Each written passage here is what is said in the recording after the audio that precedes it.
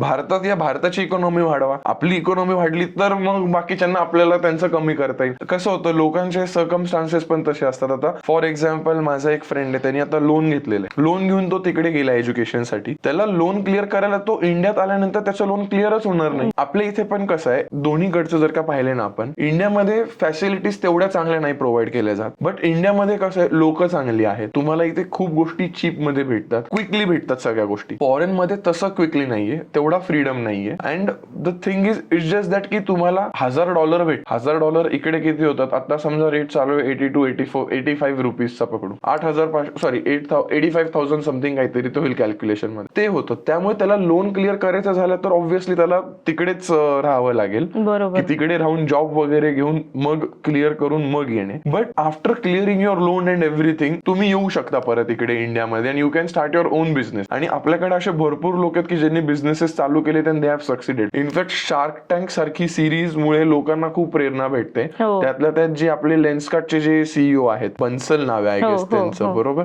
बन्सल किंवा बोटचे सीईओ अमन, तुम्ही जर का यांना पाहिलं, हे लोक आधी तिकडेच होते युएस मध्ये.